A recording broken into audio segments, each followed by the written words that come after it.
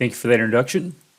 Again, my name is Reese Shearer. I've been in the field for a little over 25 years, working with Swoosh and some of the customers, mentoring, doing some instructing, troubleshooting some issues. I've worked in the automotive industry as well as the aerospace industry during that time also. So I've been with Swoosh for roughly 3.5 years now. So just a little bit about myself. So for this session, we'll talk about NX algorithmic modeling, easy to say. Talk about the application, and it really allows your designers and engineers to create complex designs previously that would have taken days of effort, maybe some advanced programming language that you would need to know. So actually designing with algorithmic can really easily construct very complex repetitive shapes, and you can save this so it can be reused for downstream users within the organization that you're in. So NX algorithmic modeling application allows designers to create those complex parts, and basically with this interface as you're developing it is on the top right there, as you can see on my screen. This is just building out your user interface, which they won't see, all the links and all the different types of connections that you have there. It'll be really boiled down to just a nice user interface where they're clicking certain items, and then it's prompting them to do the next thing. So it's very robust. Once you have it all figured out and built and saved into a reuse library, your downstream users are going to be able to use that. So just jumping into NX here and working through algorithmic modeling here, I'm going to go ahead and open up this part. And I'm going to jump into the application for that, and you'll find that under the more in your first interface here. So there's algorithmic and implicit modeling, and it'll put you right into that interface. So you have a search option here, gives you some results. You also have some search settings here that you could turn on. And then down at the bottom, you get your different types of nodes that you can work with. So if you didn't do a search, you could actually grab one of those on the bottom and bring it up. You also have preview and associative. I would recommend turning those on, so you will see that as you're building your algorithmic model. So I'm going to go ahead and drag up a curve here, and anytime you get a dialog box, you can move it around into that display area. And there's a red asterisk on that side of that, as well as a circle. So I'm going to go ahead and bring in, let's go ahead and do points on curve. I'll drag that over and drop it in. And then I have the opportunity to connect things. So anytime I see a red circle, I'm going to connect it with something. And that will satisfy that portion of it. Once it's done, it will, up in the top of that box there, you'll see a little red X. Once you have everything satisfied, those red X's will go away. So I'm just doing some connections here. Hovering just long enough, it gives me a little bit of information about what it's trying to do. Also, right mouse button on it, I could create an input, and that's just a port for that, and then give it some sort of value that I might use. So as you can see, the point and curve dialog box there is no red X. Everything looks really good, and I'm just adding a little more information in here. And you can pan in that display area too and zoom in and out. Pretty simple little interface. I'm going to go ahead and connect that for my diameters and go ahead and enter some values into that also.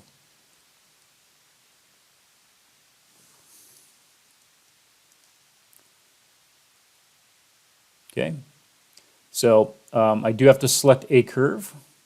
Let's go ahead and move that down a little bit. And just to give it a quick test, I want to grab that composite curve. And I do have that green check mark in my select curve, and as you can see down on the bottom, it's building in my 10 and 20 arc circles. And this is going to create a surface for me once I get done working through this algorithmic user interface. So I'm going to do some through curve surface, and I'll go ahead and link these together too.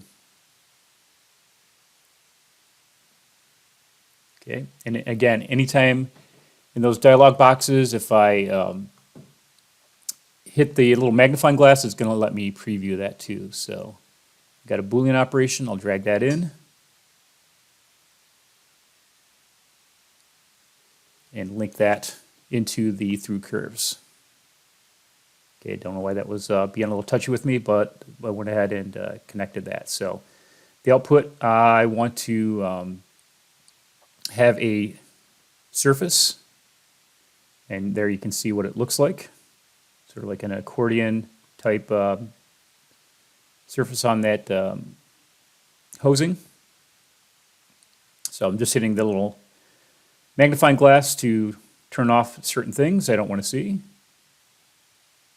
And I'm going to go ahead and save this into a reuse library. So I have an algorithmic model library there that I can go ahead and put this in here, give it some name that makes sense for the particular feature you've created. So I'll just call this a new flex hose.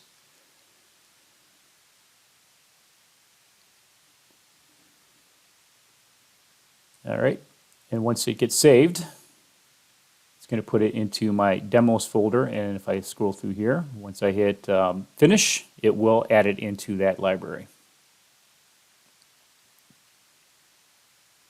Okay, so there's my new flex hose for downstream consumption. So let's go ahead and take a look at this to see how robust this hose is. So just coming back in, I'll take a look at the sketch for that composite curve, change some values in there, and I can see the hose change shapes here. So very, very robust. Didn't spend hours and days developing a hose.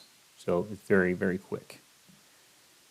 Okay, so I'm going to go ahead and complete this. So that was just the outside surface. I'm going to go ahead and build the outside surface, inside surface, and then cap off the ends using boundary edges for surfacing. Sew it all together so it becomes a solid. So here's my user interface that we see. So I can go ahead and select my curve, change some values inside of the circles there. So my division, I had 150, I divided the curve up into 150 points, and then it went ahead and built in my curves for me. So this time I'm going to pick the same curves, but I'm going to change it so I have my inside surface. Whatever that offset value is going to be. Let's get rid of those other ones here. All right, so I'm going to go ahead and take a look at the clipping section so I can show you what that surface looks like. So there you can see it's not a solid yet. I do need to cap the ends of this. So going back into some surfacing commands here, I'll go ahead and add in a boundary plane. And then repeat the same process for the top. And then once I'm done with that, I'll go ahead and sew it all together. And I tend to use the oldest possible surface to sew everything to, which would be my original outer surface. Go ahead and check it one more time to make sure that I have a solid.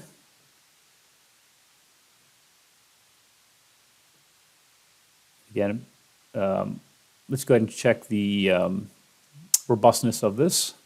So there's my sketch. And if I did everything right, it'll stay sewn together. Everything, it looks great. Okay. Let's scale that back down.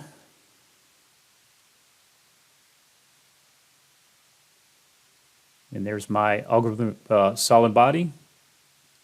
And as you can see, cutting a section through it, it is a solid body and it looks great. So a matter of minutes and I was able to create this hosing based off of algorithmic modeling.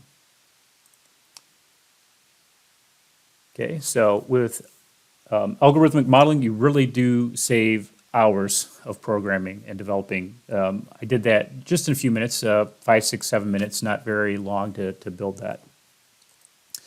So then we'll talk about implicit modeling. It is a new option module that's been included into the, I believe, 1980 series. It may be part of the 1953 series, and just an additional add on to that. So within those different series, there's different updates. So it may have been the last couple of updates for 1953 that you could preview it, but it's definitely in the 1980 series. Okay. So NX implicit modeling is a dedicated environment, just like the algorithmic modeling environment. It puts you right into a interface, sort of like sketches. So out of the box, there's reusable examples, but you can create your own implicit modeling for developing, additive manufacturing type of models. So jumping back in here, I'm going to go ahead and open up this running shoe, and it is an assembly, and I want to create implicit model inside of the sole. So I'm going to go ahead and put that on its own window. So we're opening it up by itself, and I'm going to go ahead and fire up implicit modeling here. So I'm going to go ahead and import. This is similar to wave geometry if you've ever done that before. So it did make a copy of that model. And now I can go ahead and cut a section through there so you can see what that looks like. Add in a shell operator.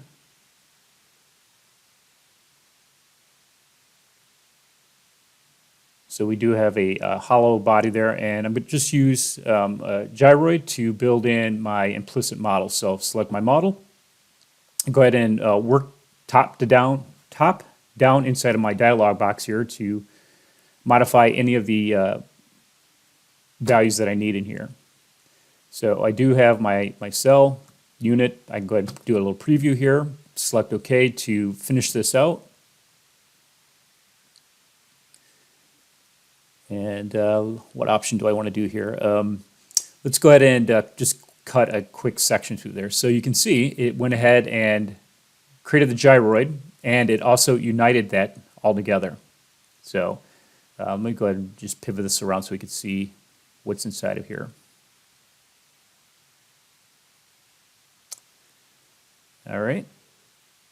I'll just spin this around so we can take a look. So it did build that in there.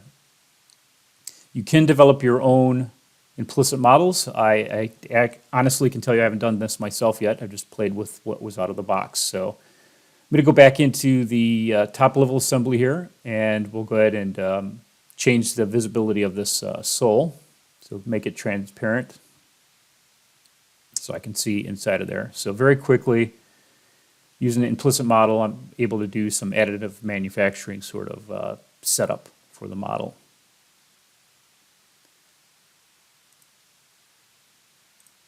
Okay, so sorry, I skipped over a slide there.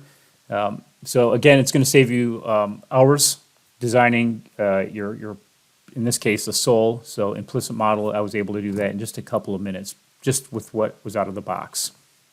So I'm able to make that part a little bit lighter. With implicit modeling and algorithmic modeling, you do need an additional license on top of your current license. So you could talk to the salesperson within Swoosh, and they'll be able to recommend what license you need and how that works with your current license.